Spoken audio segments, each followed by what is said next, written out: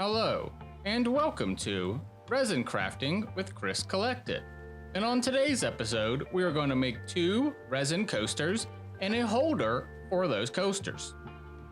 We're going to be using up the rest of my crystal clear resin. This is an epoxy 2-part resin, 1 part A, 1 part B, in a 1-to-1 solution. This is the holder for it. And this is each individual coaster. They're a nice thickness.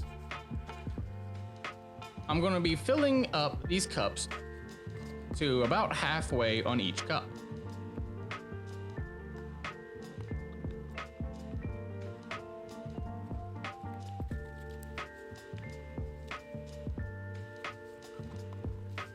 This is a 1-to-1 solution, meaning that the hardener and the epoxy is in equal amounts.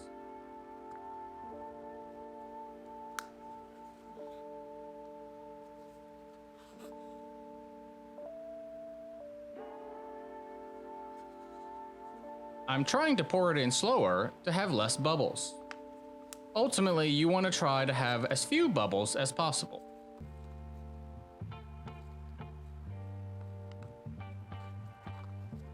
We're going to make sure to scrape all of that resin out. Now let's stir it up. You need to stir the part A and part B together and make sure that they are one homogeneous fluid.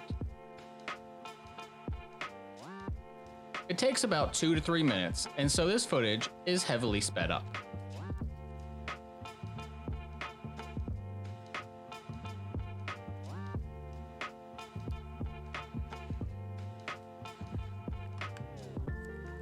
Now it's looking pretty clear, so we're going to mix it back into the other one so I can have 2 different colors.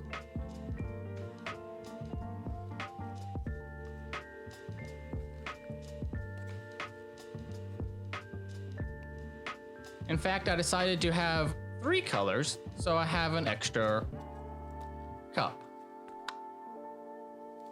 I'm still using the Sunshine Co. brand. I got it off of a website called Macari, and they are still available. These are 5-gram testers, and it came with about 20 of them. I'm going to use various colors, including red, purple, a lighter purple, and some glitter.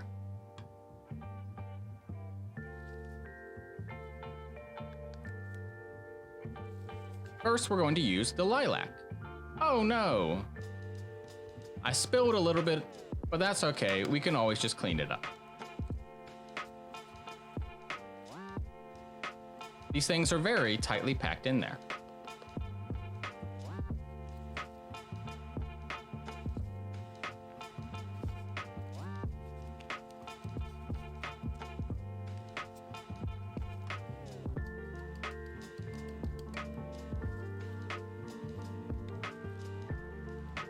Alright, now to mix it around. The pigment needs to be fully mixed in to the solution. Otherwise, you will see chunks of the pigment still.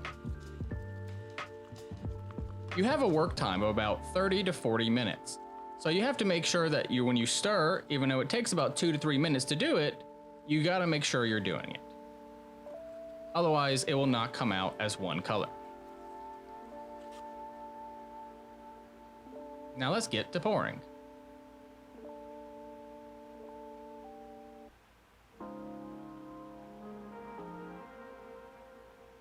You typically want to pour from one side and let it fill the entire mold. This makes it so that there's less air bubbles trapped in the bottom.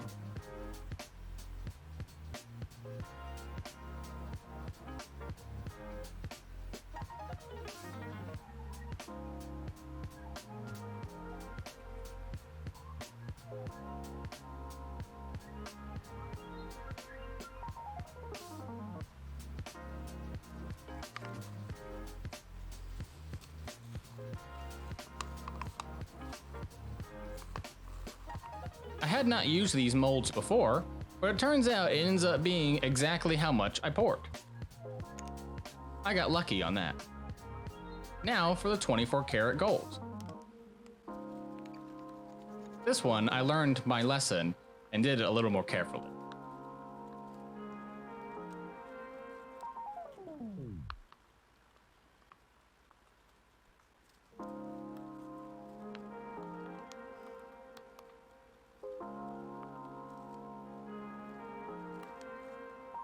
Let's make sure it's all nice and one solid color. Okay, now let's get to pouring.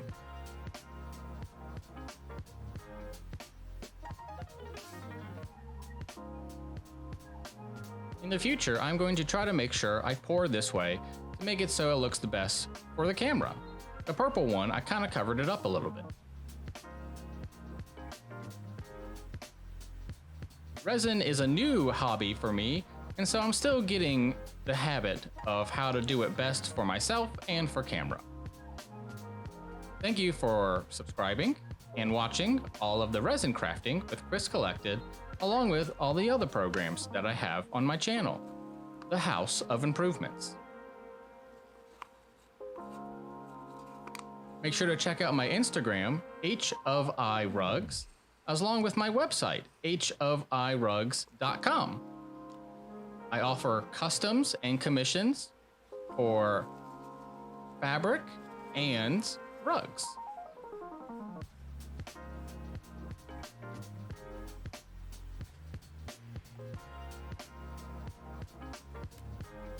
Make sure to check out my live streams on Tuesday to see me use fabric to make bags, tote bags, boxes, and all kinds of fun stuff. And then you can see on Wednesday, I do unboxings. Now let's use this eggplant for a third color.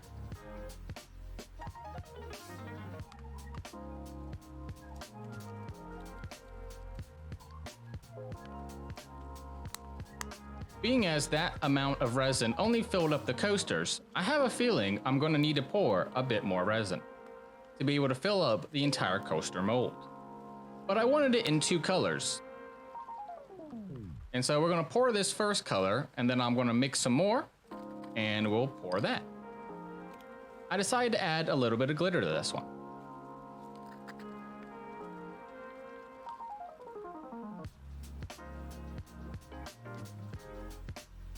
Ooh, nice and shiny.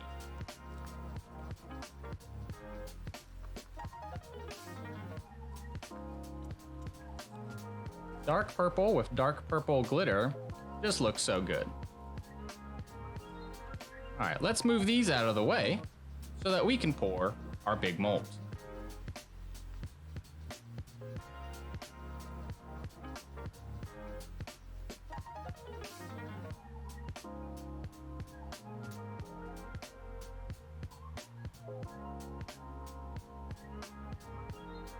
As you can see there, I wasn't quite sure how to pour this one, as I realized as soon as I started pouring that this is definitely not going to fill it up.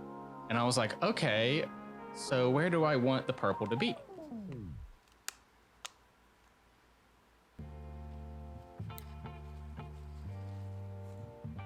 Make sure to scrape all that resin from the inside out, as resin is quite expensive.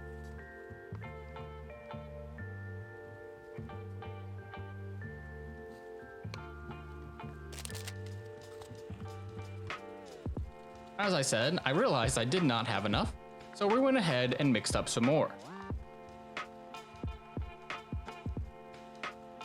This footage is done at 300 times speed.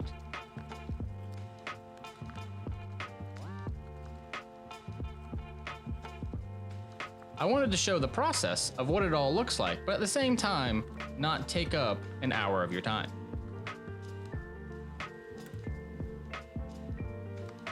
In the comments below, please tell me if you would like to not see that or to see it faster.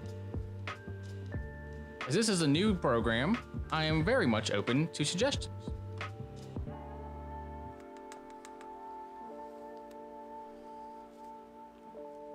For instance, I wear a mask when I make all of this, because resin has a certain smell to it. And so that's why we do a voiceover. Stir, stir, stir.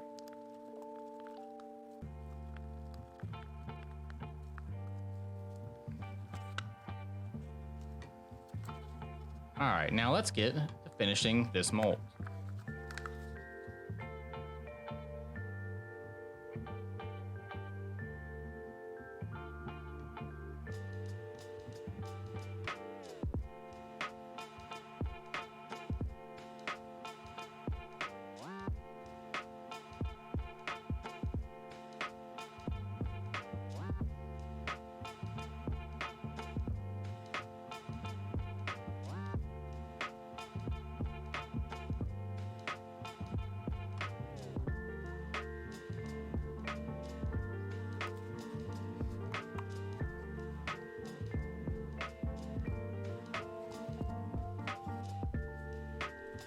I think I need to add in some more light sources to future videos to make sure there's not as many shadows. What we're doing here is moving the mold around to make sure that any bubbles trapped in the bottom can be relieved. This is an important step in any kind of deep mold.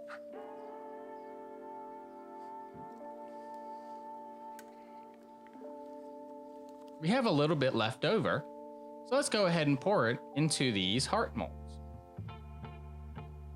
Something I didn't notice at the time, but I noticed later when I pulled them out, is that half of these are rounded and half of these are flat. The top half specifically is all flat.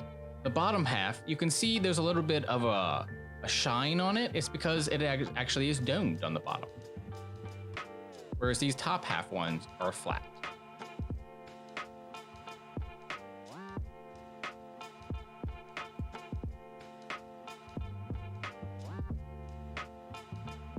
Stick around to the end and I'll have photos of what they all look like.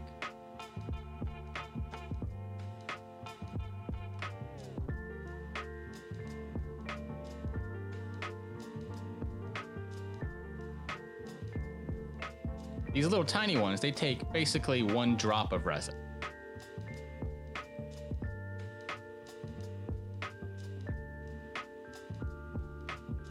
And a little trick, if you end up overpouring, is that you can use a baby wipe and wipe over the entire thing, and that way you will be able to get rid of the excess. Resin does not stick to baby wipes. I was trying to use up the rest of the resin, so I just poured it into this one. Unfortunately, I realized after I had finished the mold and demolded it, that I ended up packing in too much to this, and the middle actually ended up sagging down. So make sure not to overfill your molds like I just did.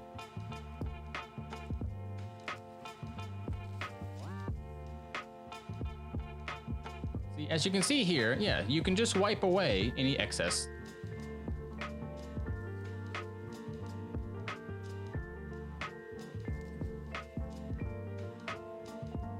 It's a messy process, but at the end of the day, it will make a much better product.